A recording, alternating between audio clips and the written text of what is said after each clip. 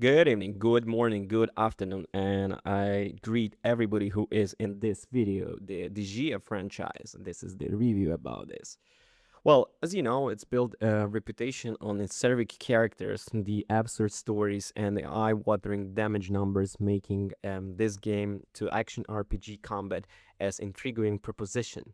But how well has it handled that shift? Well, enough. It turns out for a game like Tichelle turned out to be obsessed with the flan and all of the thing as well as the rest of the kingdom.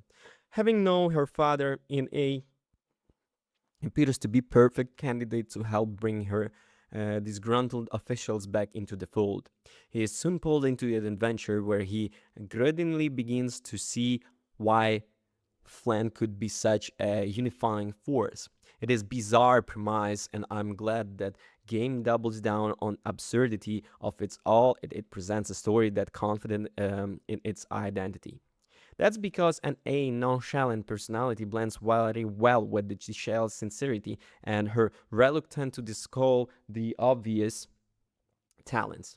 The rest of the cast backs up the dynamic quite well, allowing that bizarre premise to produce several heartwarming moments in a story that isn't going to tug on your heartstrings but remain fun enough to see throughout to its end.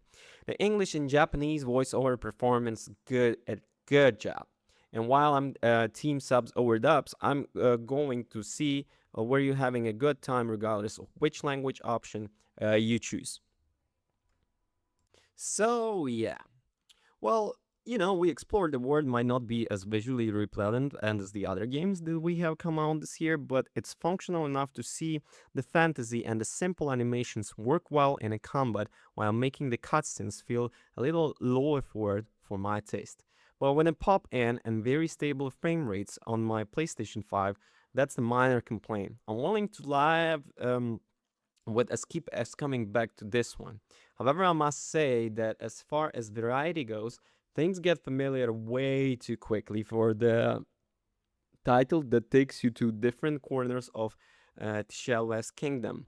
The level and mission design are the major part as you're going to be in a very predictable loop of killing a few enemies on the map before making your way to the final boss. It didn't change at all over the course of the story, and while it's simple and straightforward, I definitely found lacking when they consider what the simple animations and the cutscenes on offer.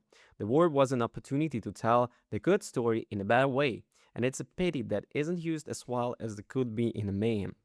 The combat and the net game are a kind of double-edged sword, being addictive enough to justify longer sessions of the play, but with a repetition that can force you to drop off is don't enjoy its very precisely designed brand of the chaos. NA is only playable character apart from a move involving Tichelle, and is proficient with the sword, axes, spears, his first guns, bows, and stuffs. Well, honestly, the guy is a really versatile dude, but I quickly found his weapons to be too annoying with their hitboxes to be my main menu weapon, and Spear made things too easy with the game. In the amazing option, the guns were an absolute sweet spot with their crowd control potential and some devastating skills hidden away on some of them. There's no stamina bar, and use special abilities are on the cooldown. Both those factors work well to let an A be an absolute force of the nature in the battlefield, irrespective of the weapon he's wielding. You have the light strong attacks, while a wild time special acts as the sword of the parry that boosts its damage by a significant amount.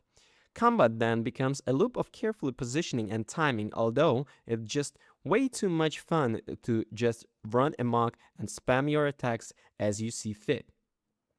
There's no lock on camera other than the forward bosses, which is a good thing since you get to direct successive attacks in a different directions against foes that are going to come at you from all angles. And it's annoyance that you can switch weapons once you keep warp into the world throughout, and although I keep switching between my trusty guns and the new weapon type before entering one, not getting to carry both of them on me as run definitely pan point. And what else?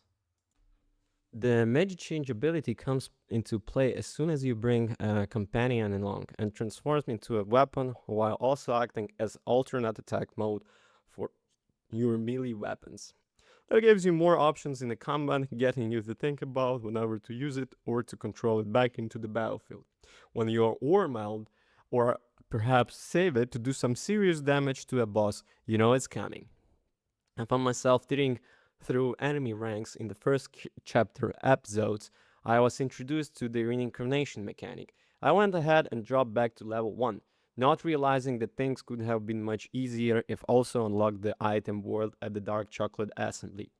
This game introduces some important mechanics well enough, but leaves out enough to make discovering it all part of the fun. Well, however, taking on the final episode at the first chapter at level 1 was a tedious affair. Even with my improved base stats, which we are still too low to make a reasonable dent with a combo of the final boss.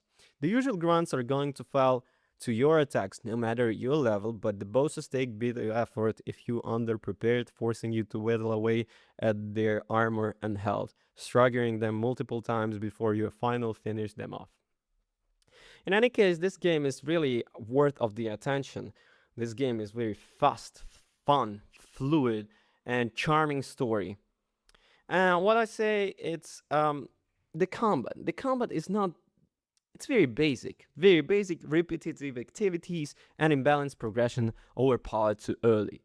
In any case, thank you for your attention. You have a wonderful whatever your time is, and peace.